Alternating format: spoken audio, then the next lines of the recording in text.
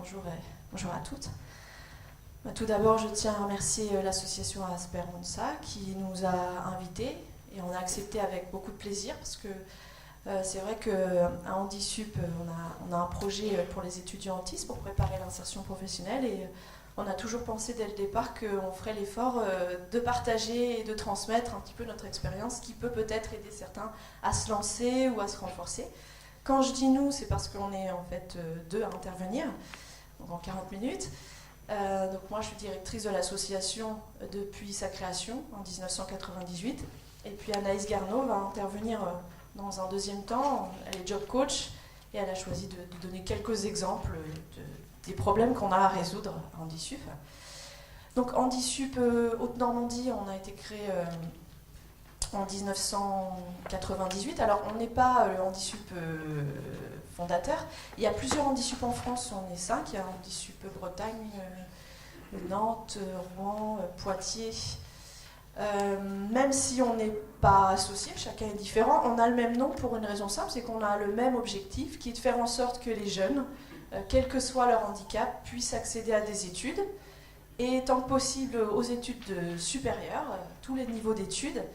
Et un deuxième objectif qui est la continuité en réalité, c'est que ces études débouchent sur un emploi qu'on a choisi et à la hauteur des compétences. Donc on a à peu près tous la même philosophie d'action.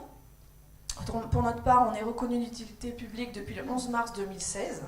Enfin, l'État nous a reconnus comme utilité publique. Et on est également membre du Comité national autisme, donc pour le projet Simon, dédié à l'accompagnement des personnes handicapées, des autistes handicapés.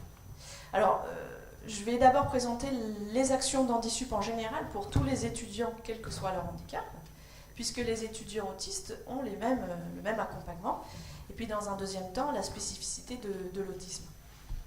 On intervient sur la Haute-Normandie, petite révision géographique, c'est le département de Seine-Maritime et de l'Eure, c'est-à-dire dans les grandes villes Rouen, Le Havre, Dieppe, Évreux, Vernon, etc. On intervient quel que soit l'établissement, donc ça c'est intéressant pour les jeunes parce qu'effectivement, quel que soit leur choix d'orientation, que ce soit une université, un BTS, un centre en alternance, on peut les accompagner. On n'est pas tributaire d'un établissement et on les accompagne quel que soit leur handicap. Alors, quel que soit le handicap, vous avez derrière, alors je ne sais pas si c'est à gauche ou à droite, je vais avoir du mal, mais en tout cas, sur le plus gros camembert, tous les types de handicap, je ne vais pas détailler. Simplement, en 2015, ça c'est les chiffres 2015, donc l'autisme représente 19%. Et comme vous voyez qu'on suit 400 jeunes handicapés par an, vous faites 400 fois 20, ça vous donne à peu près le nombre de jeunes autistes qu'on suit maintenant, c'est-à-dire 80. Alors ça c'est en 2015, là en 2016 on est à 90. Donc il y a 90 jeunes avec autisme qui nous contactent et qu'on accompagne. Je vous ai mis à droite le petit camembert sur ce qui se passait en 2011. En 2011 on était à 5% et on suivait 200 jeunes. Donc faites le calcul, 200 fois 5, ça fait 10. On est passé de 10 jeunes autistes à 90 de 2011 à 2016. Mais pour les autres handicaps aussi, puisqu'on a suivi 200 jeunes en 2011 et on en suit 400 aujourd'hui.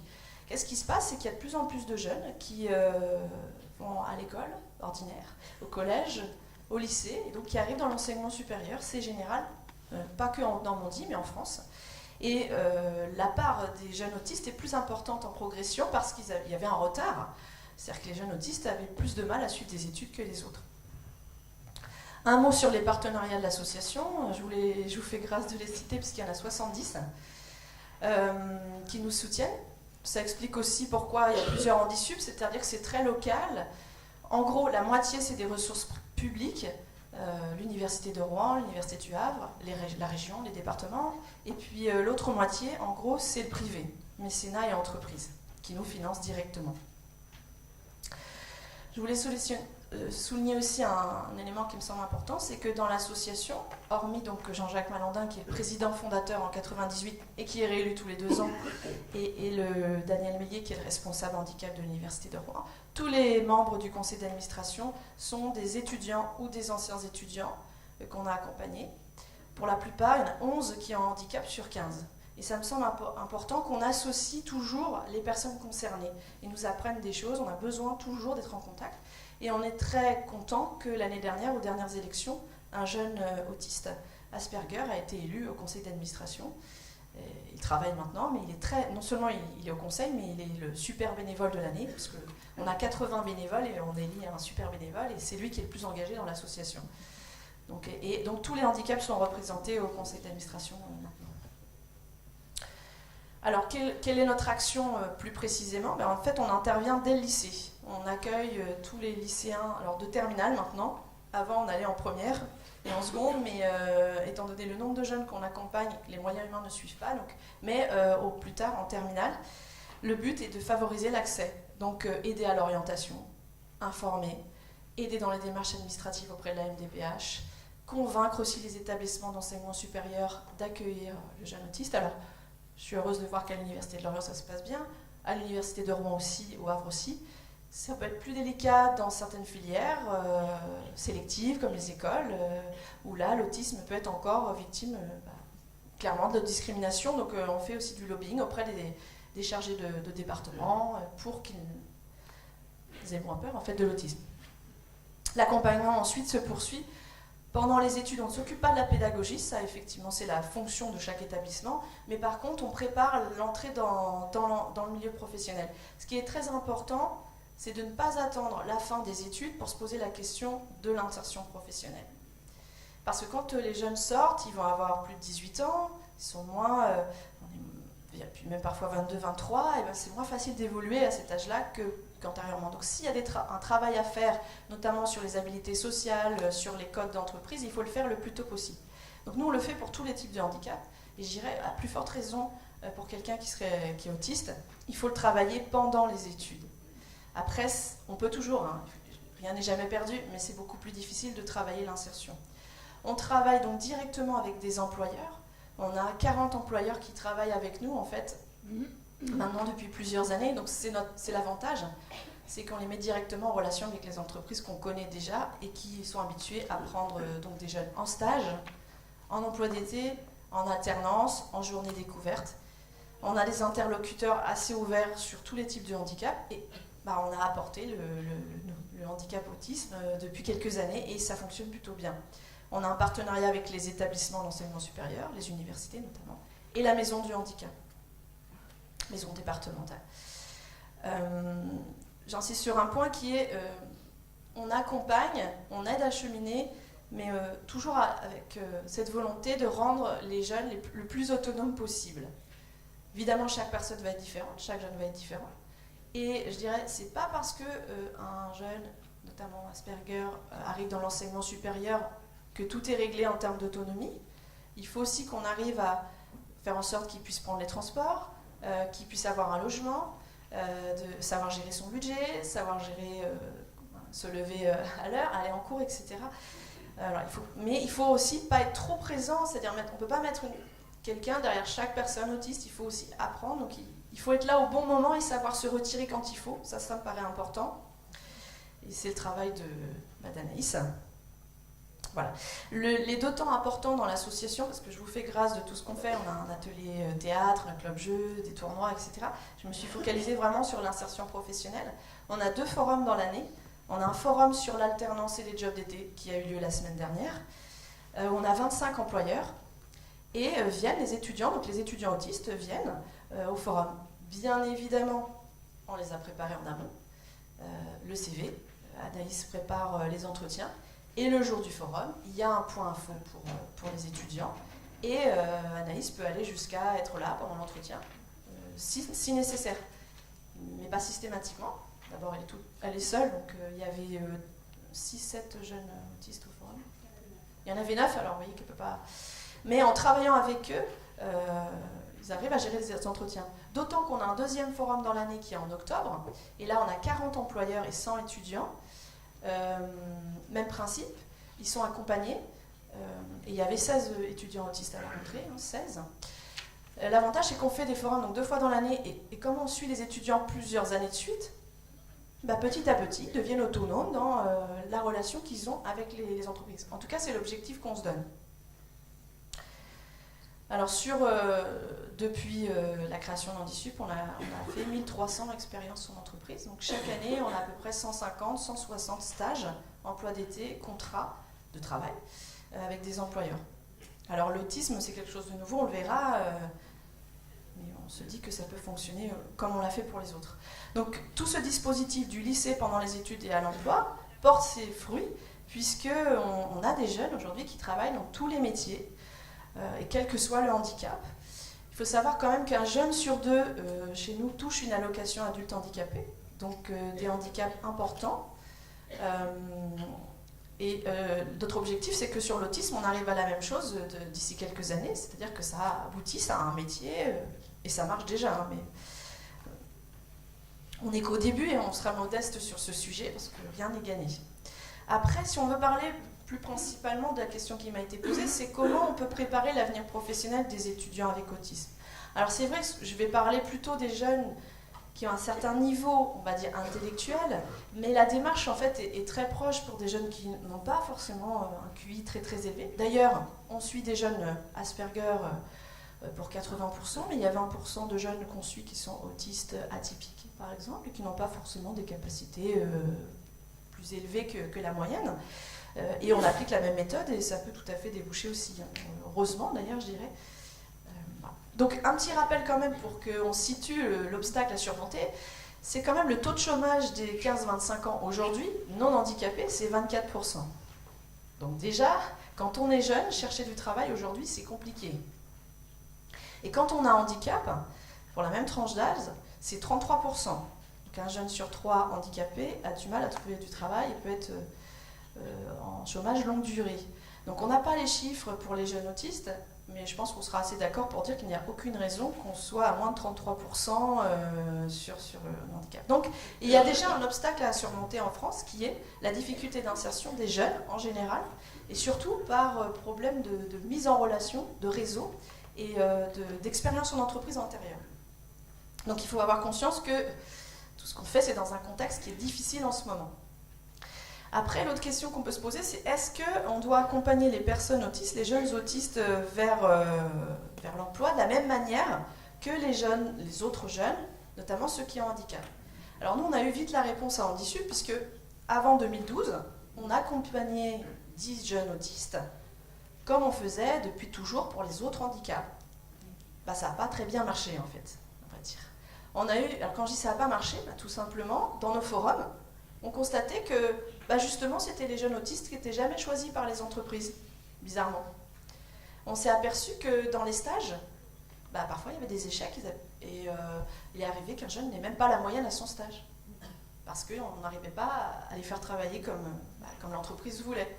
C'est arrivé que certains jeunes perturbent les cours en fac. Donc des enseignants qui se plaignent de la violence, du harcèlement aussi. Donc on s'est dit, on ne fait pas bien notre travail si on a tous ces échecs plus qu'ailleurs. Et donc ce qui est sûr, c'est que on garde, ce qu'il faut, c'est que ça soit les mêmes aides, mais que ces aides soient adaptées à chacun. Donc en fait, ils ont les mêmes services que l'on donne aux autres étudiants, mais simplement, il y a un intermédiaire qui est Anaïs, qui connaît l'autisme. Et là, on est convaincu aujourd'hui, c'est que si on veut aider des jeunes autistes vers l'insertion professionnelle, il faut des personnes qui connaissent bien le sujet de l'autisme. Connaître le handicap en général ne suffit pas, c'est vraiment l'autisme en particulier. Donc ça, on en est convaincu. Alors pour différentes raisons, mais il y a deux raisons. La première, c'est que ça a été déjà dit, c'est que l'autisme est vraiment méconnu des employeurs et des enseignants, on peut le dire, et surtout à l'université.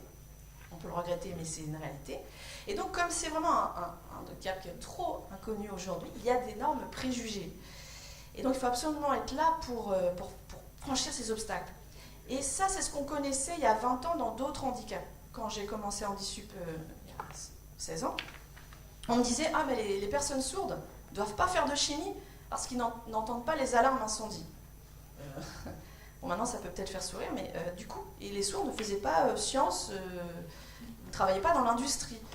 Voilà. Donc on trouvait ce genre de préjugés qu'on trouve moins maintenant puisqu'il y a eu des intégrations. Sur l'autisme, on est en retard de 15 ans. Et on a des préjugés, donc il ne faut pas que les autistes fassent des filières sur l'accueil parce qu'ils ne peuvent pas accueillir, mais on a des jeunes aujourd'hui qui sont embauchés sur des postes d'accueil, de guides dans les musées. Donc il n'y a pas de raison, mais on a encore ces préjugés. Des enseignants qui vont nous dire non, il ne faut pas qu'il fasse chimie, c'est trop dangereux en TP, s'il se met à acheter l'acide chlorhydrique sur ses camarades, enfin, on en est là, enfin, dans les fantasmes. Voilà. Il faut vraiment travailler sur la sensibilisation, c'est le plus gros frein aujourd'hui. J'espère que dans 15 ans, déjà, on aura enlevé ces problèmes-là. Deuxième point, c'est que l'acte de recherche d'emploi est un acte de communication. Il faut faire un CV, une lettre de motivation, et mener un entretien, voire plusieurs, avec une ou plusieurs personnes. Bon, donc ça, évidemment, si on n'est pas préparé, déjà, même quand on n'a pas de handicap et qu'on est préparé, c'est compliqué, mais là, ça peut être insurmontable pour certains. Après, on a même des jeunes qui arrivent à faire des entretiens et à être recrutés, sans même dire qu'ils sont autistes. Mais il reste une dernière étape qui est conserver son emploi. Et ce qu'on a eu, c'est que des jeunes trouvaient un emploi par eux-mêmes, on était très contents, et ils étaient virés au bout de parfois une matinée, parfois une semaine, tout simplement parce qu'ils n'avaient pas les codes de l'entreprise. Et donc ils tutoyaient, ils étaient agressifs, on a eu tous les exemples, on peut en parler des heures. Donc pour ces raisons-là, il faut absolument un accompagnement. On s'est dit il faut faire quelque chose. Qu'est-ce que j'ai fait ? J'ai rencontré des spécialistes de l'autisme qui m'ont dit que dans certains pays à l'étranger, il y avait des personnes qui travaillaient avec du coaching. Donc j'ai pris un billet à la SNCF, ça n'a pas été facile, ça c'est une autre histoire. Et je suis allée en Suisse et en Belgique voir les employeurs de ces personnes. Je suis allée voir l'entreprise Passwerk en particulier, et Asperger Informatique. Et Passwerk qui nous ont expliqué voilà, qu'ils formaient des jeunes et moins jeunes en informatique, ils en avaient 40, et ils pouvaient tout à fait travailler à une condition, qui est du coaching, une personne qui sensibilise l'entreprise, qui adapte. Et alors en revenant de ce voyage, on s'est dit on va faire ça. On va proposer à nos étudiants un accompagnement coaching, ça s'appelle le projet Simon. Projet Simon, alors avec deux caractéristiques un peu différentes de ce qui se fait en Belgique ou en Suisse, c'est qu'on s'est dit mais il faut faire du coaching pendant les études. Bon, en fait ça s'appelle job coaching, on pourrait l'appeler study coaching, ou ce qu'on veut, accompagnement. Parce que pourquoi on attendrait le chômage pour commencer à coacher quelqu'un en entreprise. Donc il faut le faire dès les études, acquérir dès le départ, dès le plus jeune âge, des réflexes. Et les jeunes qui vont passer le bac aujourd'hui, qui sont venus au forum la semaine dernière, pour certains pourraient avoir un emploi d'été dès l'été prochain, dans une entreprise qui a déjà été sensibilisée. Donc imaginez qu'après le bac plus 2, bac plus 3, ce sera beaucoup plus facile d'être embauché après. Et puis on s'est dit, on va le faire bien sûr du coaching en entreprise, bon, ça c'est assez connu, mais on s'est dit, mais pourquoi le réserver à l'informatique ? Ils font en informatique en Belgique, il faut savoir, parce qu'il y a beaucoup de chômage et qu'ils ont essayé sur un métier qui a l'air facile, plus accessible. Mais il n'y a pas de raison de se cantonner qu'à un métier, donc on s'est dit on va essayer d'élargir les débouchés des jeunes et pas se contenter de l'informatique. On a embauché donc une personne qu'on appelle un job coach. Au départ, on l'appelait un chargé de mission autisme, puisqu'en France, le mot job coach ne plaît pas à tous les financeurs, il faut le savoir. Donc on a changé de nom pour avoir de l'argent, ça a marché. Bon, mais en fait, c'est du coaching. Et qui prépare l'arrivée. Donc je ne vais pas détailler le métier de job coaching parce qu'il y a une intervention juste après qui explique le métier, donc pas la peine de faire des redites. Simplement vous dire qu'un des rôles du job coach, c'est aussi d'élargir les possibilités de métier. Pourquoi ? Parce que même si l'informatique est un débouché qui existe et qui est plus facile, quand on regarde où sont nos étudiants autistes, 63% sont en sciences et techniques. Donc c'est vrai. Mais pas qu'en informatique. Ils sont en chimie, en génie civil, en électronique. Bon. Et puis il y en a quand même 1 sur 3 qui n'est pas scientifique. Ils sont en lettres, ils sont en gestion, ils sont dans la culture, dans plein de domaines. Donc ça n'a pas de sens de cantonner à certains domaines. Bon. Donc le projet Simon est né en 2012. Là, le point qu'on fait en 2015, où on en est. Ce qu'on est sûr, c'est que le projet répond à un besoin, puisque vous avez le graphique du nombre de suivis en fonction des années. Et ça augmente, et toutes les semaines, on a de nouvelles familles qui nous contactent pour des jeunes en lycée ou en études. Donc ça, c'est sûr qu'on a comblé un vide en termes d'accompagnement. Et puis, les premières expériences. La première chose qu'on a vue, c'est la fin des incidents dans les facs et des problèmes avec des enseignants. Je dis la fin, j'exagère, on a encore des problèmes avec certains enseignants, mais ça s'est un peu calmé, ça a rassuré un petit peu tout le monde. Donc ça, on a des jeunes qui vont mieux, qui sont moins en mal-être, parce qu'on a rencontré aussi des étudiants dépressifs qui pleuraient parce que les profs le prenaient pour des dingues, hein, il faut le dire ce qui est. Donc, tout ça, ça s'est bien amélioré puisqu'il y a un travail en amont, il y a un relais, donc ça a bien marché. Au niveau de l'entreprise, on a mis en place des stages, 30 stages, 13 emplois d'été, 10 embauches et un contrat en alternance qui est en cours. Donc, ce qu'on a vu, c'est qu'il y avait plutôt une bonne... les entreprises avec lesquelles on travaillait pour les autres handicaps se sont montrées très réceptives et se sont dit, pourquoi pas. Donc ça, c'était une bonne nouvelle parce qu'au début, c'était pas gagné, parce que c'est pas le plus simple. Mais finalement, pourquoi pas. Ceci étant, ça se fait pas tout seul.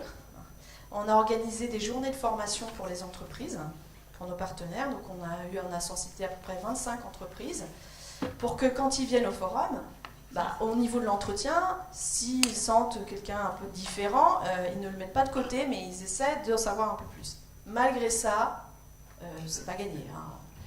Certains ont fait la formation, mais continuent à faire des entretiens d'embauche en disant mais il ne veut pas me dire ce qu'il veut, il ne veut pas me dire ce qu'il veut, enfin, c'est un peu compliqué.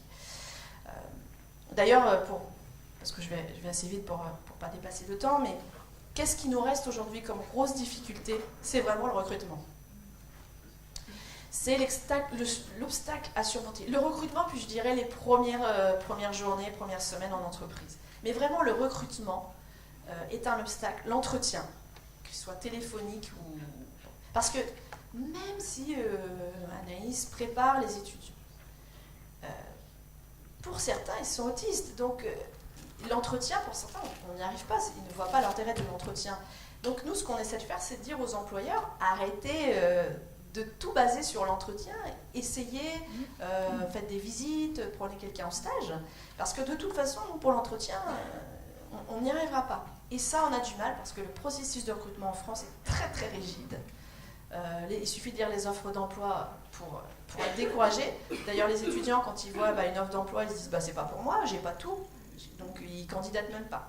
Donc, il y a tout ça qui est vraiment travail. Il faut travailler donc, avec les pôles emploi et Cap emploi, parce que là, il n'y a rien, mais aussi avec les employeurs directement, les responsables ressources humaines, pour que les processus de changement, de recrutement changent.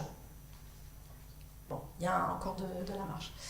Donc justement, pour aider les employeurs à changer un petit peu, être sensibilisés, à comprendre des choses, on a édité un guide qu'on a déposé sur vos tables, qui s'appelle le guide Simon, qui est parti de l'expérience vécue. Donc les situations qui sont dessinées dans le guide ne sont pas des situations théoriques, mais sont des situations qu'on a rencontrées sur les 3 années et les solutions un petit peu qu'on a mis en place. Voilà. Ensuite, je voulais vous donner quelques éléments pour ceux qui seraient, parce que j'imagine qu'il y a une diversité de personnes présentes. Mi-temps, je sais très bien.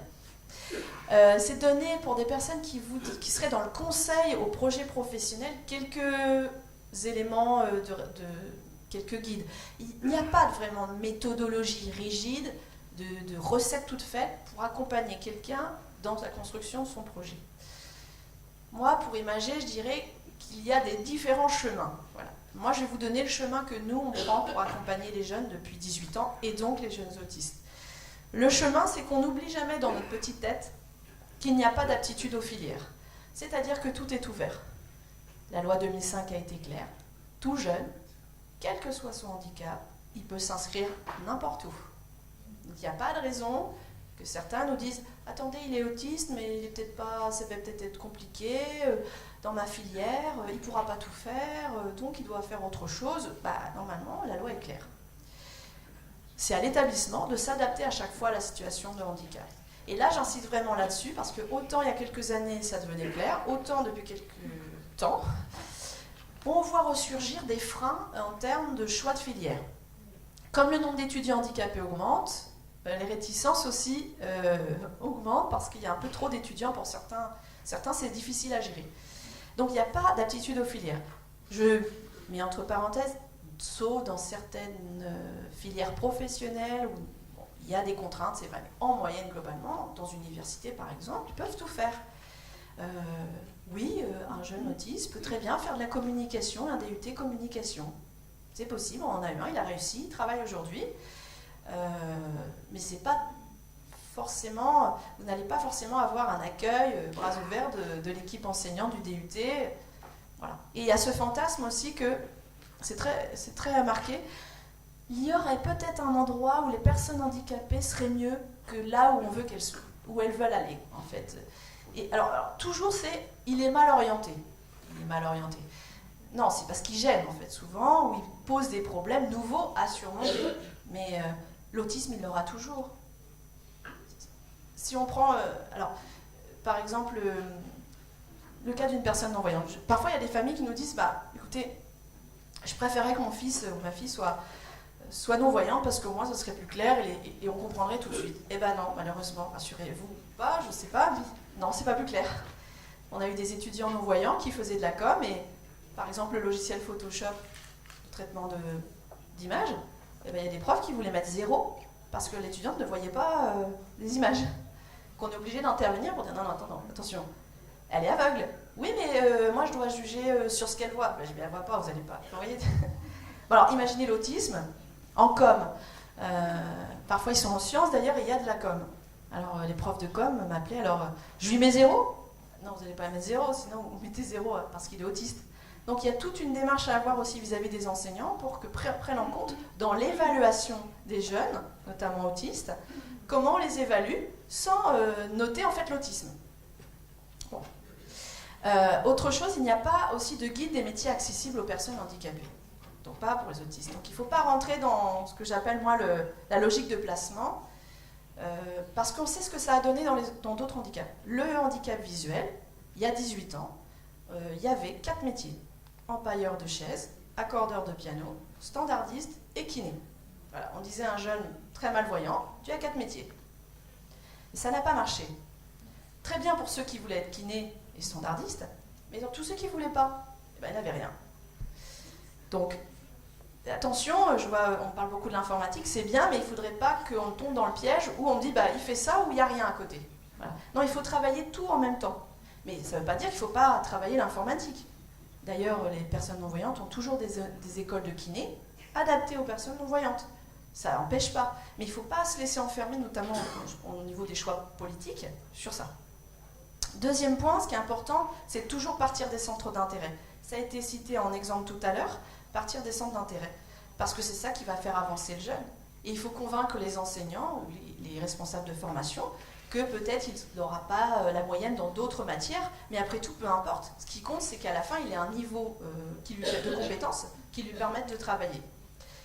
Ceci étant, on n'est pas obligé de rester que sur ces intérêts restreints. Ce qu'on a constaté d'année en année, c'est qu'en faisant des forums, en faisant découvrir des métiers, rencontrer d'autres jeunes qui avaient d'autres handicaps, le champ des possibles s'élargit. Et ils peuvent avoir plusieurs centres d'intérêt. On a des jeunes qui ont plusieurs centres d'intérêt, ou qui en découvrent à la faveur de l'intégration. Mais ça n'est que possible, ça n'est possible que s'il y a un accompagnement. Il faut que le jeune se sente bien et qu'il voit que le système s'adapte à lui. Et dans ce cas-là, il peut avoir d'autres envies que celles qu'il avait au départ. Comme tout le monde d'ailleurs. Nos envies à 15 ans n'étaient pas les mêmes qu'à 25 ans. Donc un jeune autiste à 15 ans a des intérêts, mais à 25 ans, je vous assure qu'on voit déjà qu'ils évoluent. Donc pas se mettre dans l'idée que tout ça est restreint et figé. Ensuite, prendre le temps. Pourquoi je dis prendre le temps ?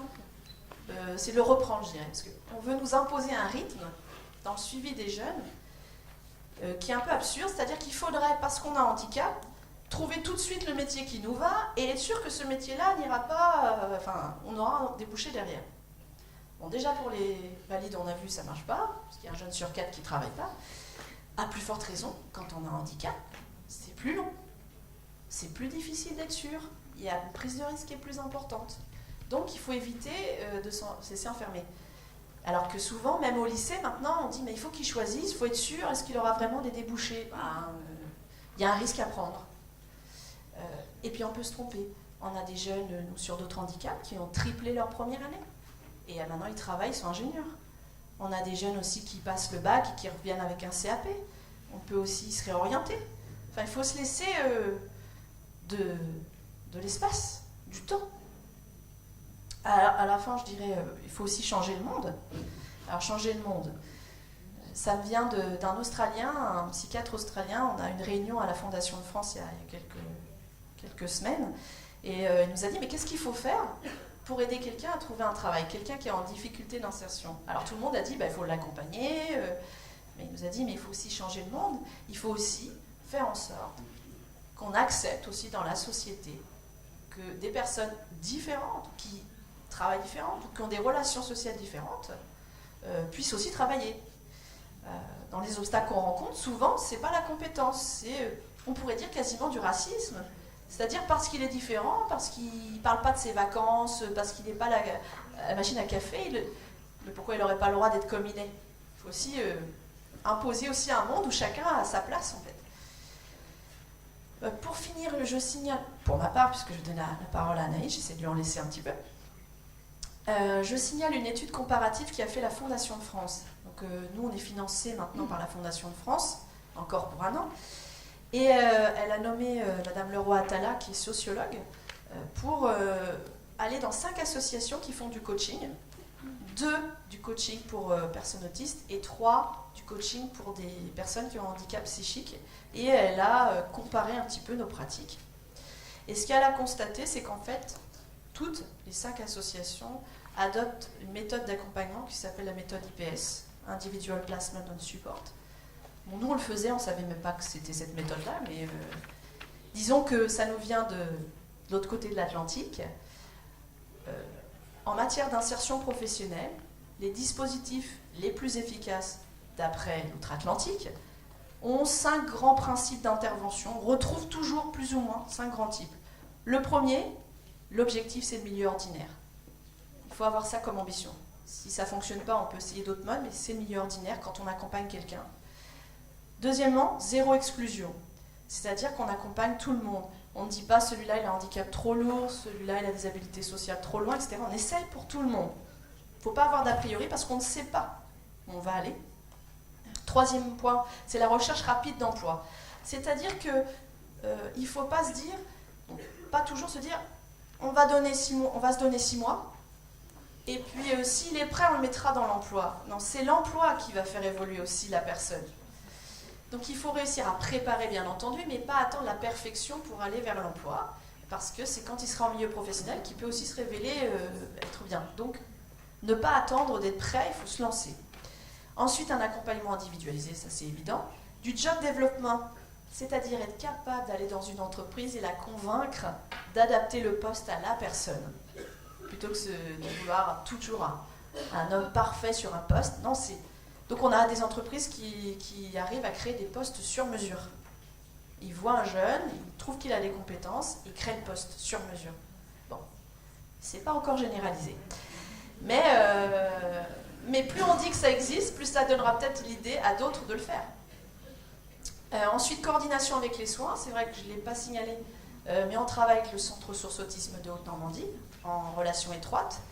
Et aussi, on oriente vers des psychologues quand des situations relèvent du soin. On ne fait pas de soins.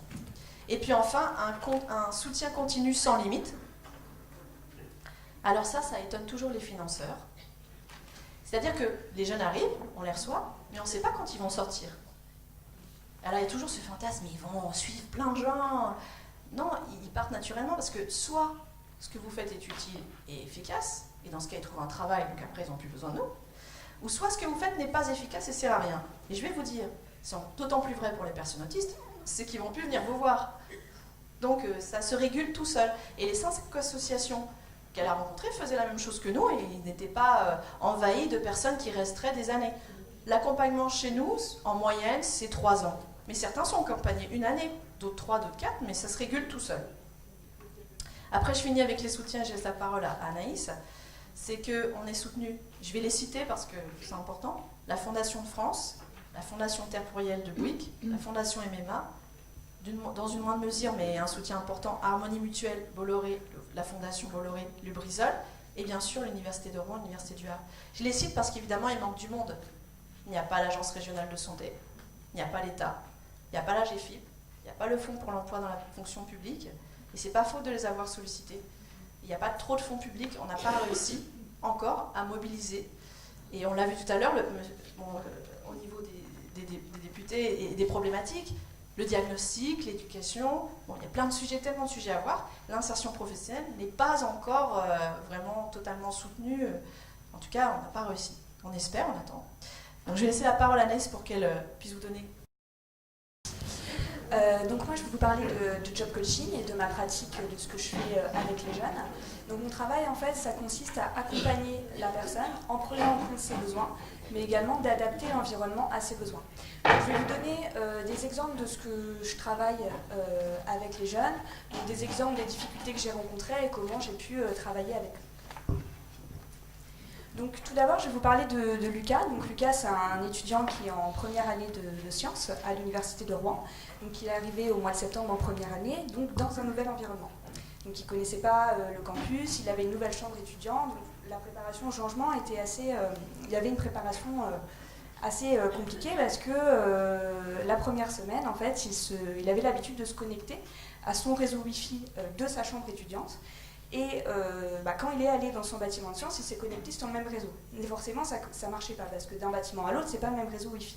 Donc ça a été très compliqué pour lui, ça a généré de l'angoisse, parce qu'il était en boucle sur ce réseau, il voulait se connecter sur ce réseau. Donc ça a paniqué un petit peu les équipes, parce qu'il est allé au secrétariat, très angoissé, très perturbé, en disant voilà, je quitte le navire, j'arrête la fac, c'est pas possible, vous êtes incompétent. Voilà. Donc ça a vraiment amené une grosse vague de panique au secrétariat. Et aussi beaucoup d'angoisse durant les TP. Donc il était totalement perdu et donc à ce moment-là j'ai été alertée par les enseignants qui avaient peur que, comme Charlotte disait tout à l'heure, qu'il lance de l'acide sur les autres, que c'était impossible son comportement parce qu'il y avait cette méconnaissance de l'autisme. Donc mon rôle en fait ça a été de faire une réunion avec les enseignants et les secrétaires qui avaient participé à ce trouble du comportement pour leur expliquer pourquoi il avait réagi comme ça. Tout simplement, là, il y avait une résistance au changement et comment faire si cela se reproduit. Donc aussi, par rapport aux angoisses qu'il y avait en TP, je l'ai accompagné en cours, tout simplement. Je suis allée avec lui en cours et j'ai vu ce qui se passait. Donc en fait, c'était tout simple, c'est que pendant le TP, il avait tout le mode opératoire, toutes les consignes pour faire le TP. Donc ça, c'était pas le problème. Il arrivait à faire ce qu'il y avait les consignes. Mais à la fin, il devait faire un compte-rendu. Et le compte-rendu, il n'y avait aucune consigne. C'était juste faites un compte-rendu de ce que vous avez fait. Donc ça, forcément, ça a généré énormément d'angoisse. Donc j'ai fait une réunion avec l'enseignant pour lui expliquer comment adapter le travail pour que cet étudiant il puisse réussir son TP comme les autres. Donc parmi nos étudiants, on en a aussi qui sont en recherche de stage, ce qui est le cas de Jérémy, qui recherchait cette année un stage en mesure physique. Donc il y avait des difficultés pour Jérémy dans les démarches. Donc je l'ai aidé à rédiger son CV, sa lettre de motivation, le préparer aux entretiens. Et il a pu participer donc, au forum que présentait Charlotte tout à l'heure pour faire des entretiens avec les entreprises. Mais malgré tous les entretiens qu'il a fait, il en a eu une dizaine, il n'a pas décroché le stage. Parce que l'entretien d'embauche, c'est pas adapté aux personnes autistes. Malgré la préparation, j'ai discuté après avec une entreprise, l'entreprise Legrand, qui m'a dit on n'a pas vraiment su qu'est-ce qu'il motivait, ce qu'il savait faire, on n'a pas vraiment compris. Donc ce qu'on a mis en place, c'est une journée découverte métier, donc ce qu'on fait aussi à Handisup, pour mettre le jeune en situation, pour que l'entreprise se rende compte vraiment de ses capacités. Donc ça a beaucoup rassuré Jérémy parce qu'il a pu voir son environnement de travail, si jamais il était pris en stage, et rencontrer également l'équipe. Donc ça a été très rassurant pour lui. Et durant cette journée, dans la journée, on lui a demandé de faire des manipulations électriques, des soudures, et là, l'entreprise s'est vraiment rendu compte de ses capacités, de ce qu'il savait faire, et il a été finalement reçu en stage. Donc mon rôle après, ça a été de sensibiliser l'équipe à l'autisme, de leur expliquer comment il fonctionnait et comment travailler avec lui. Voilà, donc aujourd'hui, il fait un stage dans cette entreprise. Alors, après son DUT, Jérémy, il aimerait faire une licence pro, et j'ai une de ses enseignantes qui m'a appelée un petit peu embêtée, qui m'a dit, j'ai quelques collègues enseignants qui ne veulent pas le recommander pour une licence pro du fait de son comportement. Donc malgré ses bonnes notes, on ne veut pas le recommander pour une licence pro parce qu'il est handicapé. Donc moi j'ai expliqué à cette enseignante que non, il ne fallait pas forcément, parce qu'elle me dit, est-ce que je dois dire qu'il est handicapé parce que c'est vraiment pas honnête au niveau des autres collègues qui vont le recevoir en licence pro. Donc moi je lui ai dit, tant qu'il peut continuer ses études, parce qu'il a des bonnes notes, il est dans les meilleures, il continue ses études. Donc il y a encore des freins comme ça des enseignants par rapport au handicap. Donc parmi nos jeunes, on a également des jeunes qui travaillent, ce qui est le cas de Quentin. Donc Quentin, il a été suivi par Handisup en tant qu'étudiant. Moi je l'ai connu, il était déjà salarié, donc aujourd'hui il travaille sur une plateforme informatique. Et quand moi je suis arrivée, il avait déjà bénéficié d'un job coach qui travaillait avant à Handisup pour préparer son poste de travail. Donc l'équipe avait déjà eu une sensibilisation à l'autisme. Donc ça c'est important pour ce que je vais vous dire après. Donc Quentin, ça a été ma première mission, donc mission pas facile, parce que en fait la chef de service m'a appelée en me disant bah voilà, les relations avec le collègue c'est plus possible, il y a vraiment une dégradation, il faut venir. Donc je suis venue, j'ai rencontré les collègues qui travaillaient en open space avec le jeune. Donc ce qui en est ressorti de cette réunion, c'est qu'elle ne supportait plus le comportement de Quentin, parce que Quentin faisait trop de blagues, parfois hors contexte, donc c'était pas possible. Il mettait du déodorant dans le bureau. Donc au lieu de lui dire directement bah, est-ce que tu peux aller le mettre dans les toilettes, elles avaient retenu de la précédente formation que bah non, l'autisme ça passe par l'écrit, donc on va pas lui dire à l'oral, ça sert à rien. Donc elles avaient placardé une petite fiche en fait devant son bureau expliquant que bah, on ne pouvait pas mettre de parfum, déodorant pour éviter les odeurs gênantes. Donc je peux vous dire que la responsable de service n'a pas vraiment apprécié, et moi non plus, le jeune non plus d'ailleurs. Donc voilà, donc tout ça c'est de la discrimination, hein. Il y a également ce qui a été reproché à Quentin, c'est qu'il arrivait à l'heure au travail, alors qu'elle pouvait arriver en retard. Et donc du coup, bah, il faisait ça, c'était pour se faire mousser, c'était pour se faire bien voir par les chefs. Mais en fait, il respectait juste son contrat de travail. Mais ça, c'était pas accepté par ses collègues. Et le fait aussi qu'il s'occupait par le travail. Donc en fait, gérer les temps de pause, pour lui, c'était compliqué. Il n'allait pas forcément discuter avec les autres à la machine à café. Mais ça, elle ne le comprenait pas. Il disait, bah voilà, il demande du travail exprès, il reste dans son bureau pour travailler, parce que en fait, pour lui, il s'ennuyait, il avait besoin de faire quelque chose. Et ça, c'était très mal vu. Il se fait exprès, il n'est pas handicapé, c'est pour se faire bien voir. Donc tout ça, forcément, c'est très discriminant. Donc à ce moment-là, on intervient en entreprise. Donc on réexplique l'autisme, pourquoi il fonctionne comme ça, et on trouve des solutions ensemble. Donc le travail, il est à faire avec l'équipe et avec le salarié aussi pour trouver ensemble des solutions. Donc, même si on fait ça, parfois on se heurte quand même à des personnes qui n'ont pas envie de changer, parce que là, c'est quand même aller assez loin. Donc, ses collègues avaient mis des cartons en fait, devant son bureau pour ne plus le voir. Et elles avaient tourné leur ordinateur de manière à plus le voir. Donc, c'est allé très très loin. Donc, on essaye quand même de trouver des solutions, et il y a toujours un travail à faire aussi avec le salarié, parce que quand moi je discute avec Quentin, c'est pas du tout la même version, et il ne ressent pas les choses de la même manière aussi.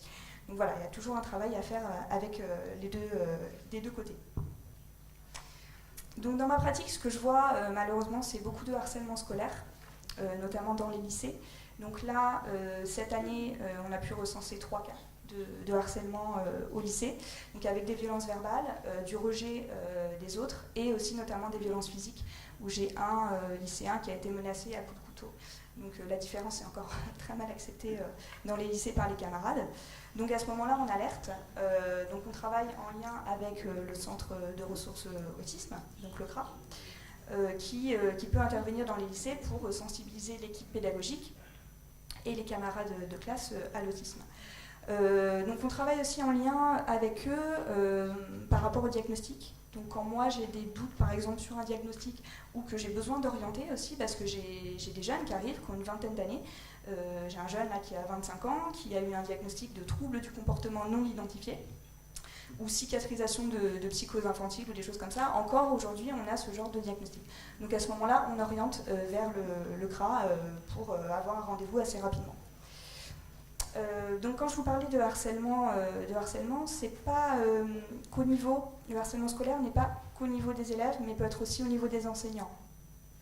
J'ai le cas de Nicolas qui est en école d'ingénieur, et en fait Nicolas, il a des bonnes notes, hein, ça c'est pas le problème, il a une hypersensibilité à la douleur, donc en fait quand il écrit trop, bah pour lui ça lui fait mal, il peut pas écrire le cours mot pour mot de ce qui est écrit au tableau, c'est pas possible. Donc pour lui, il essaye d'écrire ce qui est pertinent pour lui, ce qu'il peut retenir à l'oral, il le retient, et il écrit vraiment ce qu'il peut. Donc quand il peut plus écrire, il peut plus. Mais ça, c'est très mal vu par son enseignant qui est toujours derrière lui à lui dire non, moi je veux qu'il soit comme les autres, je veux qu'il écrive comme les autres, je ne vais pas faire du favoritisme. Voilà. Donc c'est encore une difficulté à accepter cette différence. Et voilà, c'est comme si on demandait à un aveugle de voir, et non, il est autiste, il fonctionne différemment, il faut accepter cette différence. Donc on se heurte encore à des freins de la part des enseignants, et parfois quand même de la discrimination. Il y en a qui comprennent et qui font des efforts et qui demandent d'ailleurs à adapter, mais ce n'est pas forcément le cas de tout le monde. Donc en conclusion, il est essentiel de travailler avec le jeune en prenant en compte ses besoins. C'est toujours un suivi personnalisé, c'est jamais les mêmes besoins, jamais les mêmes difficultés, donc c'est ça qui est riche aussi dans le travail. de convaincre les enseignants, même si ce n'est pas toujours facile, et de convaincre les entreprises. Donc pour les entreprises, Charlotte vous l'a présenté, le guide Simon, et actuellement on est en train de monter un film, Autisme et Travail, donc le titre n'est pas encore définitif, où on va filmer des étudiants, qui sont maintenant salariés, qui travaillent. On va les filmer sur leur poste de travail et récupérer des témoignages de leurs collègues, de leurs responsables, pour mettre à mal les préjugés comme quoi les autistes ne peuvent pas travailler et pour donner envie aux entreprises d'embaucher des personnes autistes. Voilà.